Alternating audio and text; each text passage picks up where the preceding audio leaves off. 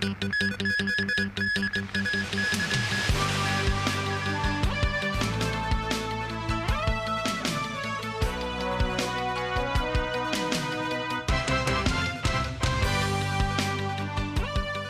evening. Welcome to TVB News. The very hot weather warning is still in force. The Hong Kong Observatory says temperatures over many districts rose to 37 degrees Celsius or above, with Shengshui pushing as high as 39 degrees. Amid the increasingly scorching weather, a legislator says the government could exercise more flexibility when issuing heat stress at work signals. Mimosa Ngai reports. The blistering heat continues to affect Hong Kong. While Tropical Storm Dolphin is weakening gradually, the local mercury remains high. On Monday afternoon, temperatures in multiple districts shot above 37 degrees, including Wong Tai Shin and Shengshui. Very hot. It feels like, the wind is always, makes it a bit more bearable. We're always granted here in Hong Kong that the AC is very good. So as long as you've got the AC, then you're all right. I'm just walking. For me, so today is okay walking. It's okay, but not for running. No, because it's so hot weather. The observatory forecasts the heat will persist until the middle of the week before it takes a turn on Friday, bringing a few showers to the territory. Meanwhile, some labour unions call on the Labour Department to review its heat stress at work warning issuance mechanism. This comes after authorities issued the amber warning, the lowest level of the three-tier system, on Sunday, Hong Kong's hottest day on record. A legislator representing the workers says the government could be more flexible when issuing the heat stress at work signals. If the government continue to use the existing mechanism, because now the heat index reached 32 and the government will issue a red warning signal. But yesterday the situation is extremely hot, but the heat index is only around 31. So there's still a distance to reach a red warning signal, so that whether the government can do some adjustment so that the worker can have more rest time. Asked if he thinks heat stroke should be added to the list of occupational diseases, Lam also says the government could conduct a review. While Lam says employers and employees now have better awareness of heat stroke and its consequences, he urges the Labour Department to step up inspections at work sites. Mimosa Ngai, TVB News. Police arrest a man in suspicion of wounding with a knife at Pok Fu Lam's Baguio villa. The attacker allegedly injured 2 individuals and a cat during the incident. Lena Wang has more. Internet footage shows a topless and barefoot man wielding a knife, charging at a security guard who later fell to the ground. Another security guard approaches in an attempt to intervene. Police arrived at the scene and arrested a 22-year-old foreign man. What is believed to be the weapon, a fruit knife, was left at the scene. A 61-year-old foreign domestic helper sustained injuries on her neck and back from the alleged attacker. A security guard suffered scrapes on the elbow. Both injured individuals were sent to hospital. Police arrived at the suspect's home and found an injured cat. The SPCA was called to take the feline away for treatment. According to sources, the arrested man has a history of mental illness. Residents of Baguio Villa say the man lives in the neighborhood.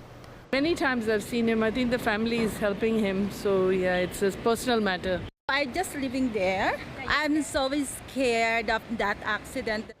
Police is looking into the incident to identify a possible motive. Alina Wang, TVB News. The police identifies new scamming methods where fraudsters target victims under the guise of transactional relationships.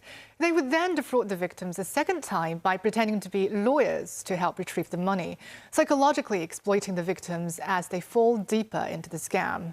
Ani Sultan has more. Officers of the Cybersecurity and Technology Crime Bureau successfully cracked down on a fraud syndicate targeting victims under the guise of transactional relationships. In this operation, we arrest 8 local individuals aged 23 to 57, including the mastermind and the key members of the syndicate. And this syndicate is linked to 80 cases reported between February 2024 and July 2026, involving over 6.2 million Hong Kong dollars. The police says the scammers understand victims' psychology well. They tailor their image to each victim and get in touch with them through social media. They would pretend to offer a monthly allowance of $50,000 to $70,000 and rope in an accomplice pretending to be a lawyer to sign a non-disclosure agreement. They would ask the victims to pay legal fees and promise a refund once the agreement ended, but disappear while the payment is being cleared. They would then reappear under a new identity and pull the victim into a second scam by pretending to be lawyers offering help, claiming they can assist them with retrieving lost funds. Police clinical psychologist Feng Ho Kin says the involvement of lawyers made the victims believe they are safe and caused them to fall victim a second time. The police say to avoid such scams, victims should directly contact reputable law firms. The public could also download Scammeter Plus, an official anti-fraud app operated by the Hong Kong Police Force. The Scammer Plus app analyzes data collected from the police, the public, and private institutions. The app can then send notifications to users when a suspected scam is detected. And this is Xiao Din, TVB News. The police received more than 100 reports of investment scams last week involving losses of $150 million. The police details one case where a fake investment advertisement tricked a retired teacher through a social media post. After joining the investment group, fraudsters disguising as stock investment experts would lure victims into downloading a counterfeit investment application.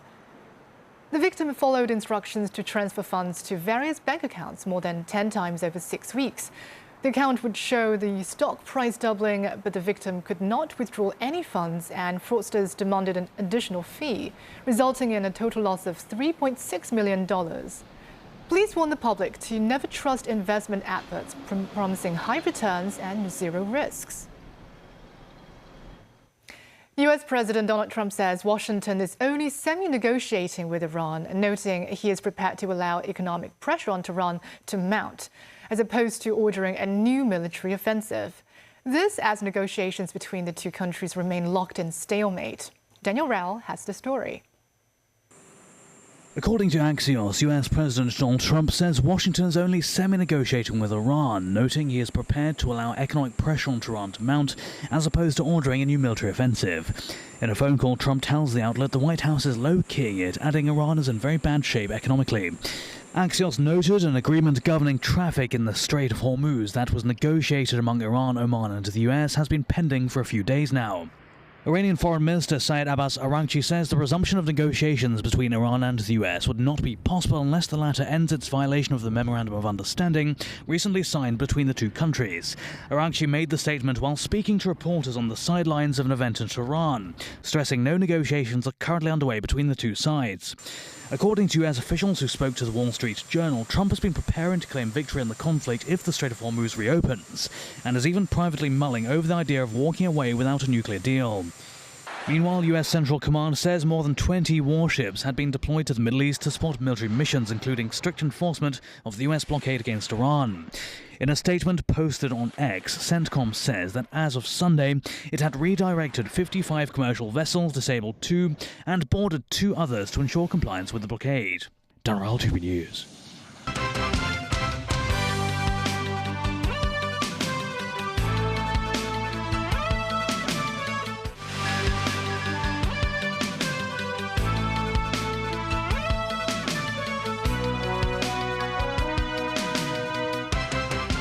Welcome back. Tropical cyclone Dolphin has weakened into a tropical storm and continues to move inland, bringing heavy rain to multiple areas. Despite its weakening, the remnants of Dolphin remain potent. In Zhoushan, Zhejiang, persistent rainfall continues. Coastal villages in the area experience strong winds and rough seas. Local authorities have kept dangerous sections of roads sealed, and power department personnel has been dispatched for inspections. In Yueqing, where Dolphin made its second landfall, windy and rainy conditions prevailed on Sunday night, with large numbers of tree branches broken off. By morning, the rain slightly eased and crews were sent to clear the roads. Many areas in Jiangsu also saw strong winds and heavy rain. Meanwhile, Shanghai is preparing for heavy rain and strong winds as Typhoon Dolphin moves closer to China's eastern coast, with 5 districts issuing orange rainstorm warnings. In Jingshan District and Fengxian District, workers are bracing for extreme weather as many evacuate to land. At least 12 people have been killed after tropical cyclones Luis and Maymay and the enhanced southwest monsoon hit the northern Philippines, with casualties reported in the Ilocos region, Calabazon and the Cordillera administrative region.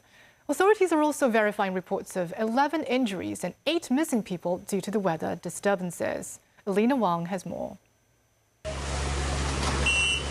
At least 4 have been killed, 5 rescued and 7 missing after a landslide hit 3 houses in the northern mountain resort city of Baguio on Sunday. The landslide was set off by days of heavy monsoon rains, which had been intensified by tropical storm Dolphin. Meanwhile, in Caloocan, Metro Manila, video footage shows rescuers traveling by rubber boat through flooded communities as they call on residents to evacuate. In Cavite, Philippine Coast Guard personnel wade through flooded roads as heavy monsoon rains inundated residential areas. Nearly 384,520 families, or about 1.31 million individuals, have been affected across 10 regions. The Philippine government has ordered all agencies to ensure assistance reaches residents affected by severe weather. Alina Wang, TVB News. Thai authorities arrest a former lawmaker suspected of opening fire outside offices of the Nonthaburi Provincial Administrative Organization in Bangkok. Police say the chief executive of the organization, Thongchai Yemprasert, died from critical wounds at a hospital after being shot in the face and neck, while his driver was shot in the arm and is in stable condition. The suspect, identified as Cholong Rilwang, admitted to the shooting and the motive is believed to be personal. The suspect told reporters he was arguing with the victim over money. He said he followed Thongchai to his car before drawing his weapon. He says he did not intend to shoot Thongchai, but the driver also drew a gun and pointed at him, prompting him to open fire. The Yasukuni Shrine in Tokyo is barring the entry of cosplayers and individuals wearing military attire. Meanwhile, Japanese authorities say whether Prime Minister Sanai Takaichi will visit the shrine on the anniversary of the end of World War II is up to her own discretion. With the 81st anniversary of Japan's surrender in the Second World War approaching this Saturday, Yasukuni Shrine has introduced new rules on its official website to ban visitors from wearing costumes or military attire, which it defines as including military uniforms and equipment. The announcement says the measure is intended to maintain the tranquility and dignity of the sacred grounds where the spirits of the war dead are enshrined, so that all visitors can pay their respects calmly in an atmosphere of peace. The shrine has been regarded as a symbol of Japanese militarism for enshrining 14 convicted Class A war criminals. Some Japanese veterans and right-wing groups dressed in old military attire would gather at the shrine on the anniversary of the end of the war each year. As to whether Takaichi will visit there in person on August the 15th, Chief Cabinet Secretary Minoru Kihara says the Prime Minister will make an appropriate decision on her own. In previous years, as a lawmaker, former Internal Affairs Minister and Economic Security Minister, the image of Takaichi ascending the steps of the controversial shrine was a fixture during the annual spring and autumn festivals, as well as the anniversary of Japan's World War II defeat. However, she did not attend the shrine's autumn festival last October after being elected as president of the Liberal Democratic Party. Nor did Takaichi visit during its spring festival this April as she assumed the premiership, instead sending a ritual offering and paying a monetary fee. China has condemned Japan's negative developments concerning Yasukuni Shrine, blasting them as a blatant provocation to international justice and an affront to human conscience. It warns Japan's emerging new militarism will pose a threat to world peace and stability, and that the international community must resolutely strike back to nip its revival. Queen Mary Hospital introduces Asia's very first adjustable transumpturator male system, a device which helps to regulate loss of bladder control for those who have undergone prostate cancer surgery. The device has been applied to 16 cases so far, with hospital staff stressing the system should be expanded to broader usage. Timothy Lee tells us more. Incontinence, or loss of bladder control, is one of the most common symptoms of post-prostate cancer surgery. In the past, an artificial urinary sphincter would be used on patients who suffer from medium to serious cases of incontinence. But the device often ages quickly, with around half of those who use such sphincters requiring a replacement surgery within a decade. This is Queen Mary Hospital introduces a new device known as the Adjustable Transobturator Male System, which does not require any replacement surgery for users. It is a sling kind of device with a cushion in the middle. So after we install the or implant the device, so there will be a cushion underneath the outside of the urethra. It will exert a gentle pressure onto the urethra so that it helps with the patients to keep the stress urinary incontinence, to keep the continence in place. We were the first one to introduce the latest generation. 71-year-old Mr. Cheng, who experienced incontinence after undergoing radiotherapy for prostate cancer, says the latest system from Queen Mary Hospital greatly improved his condition. He notes he didn't need to use any adult diapers since undergoing the surgery a year ago. The hospital emphasizes the usage of the device should be expanded to the wider population, adding the incontinence control system could be used on patients who have relevant surgical incisions, are affected on a daily level by incontinence, or require the use of diapers. Queen Mary Hospital staff said future efforts to tackle patients' incontinence include improving methods to completely cure the loss of bladder control, as well as developing less invasive surgery for the condition.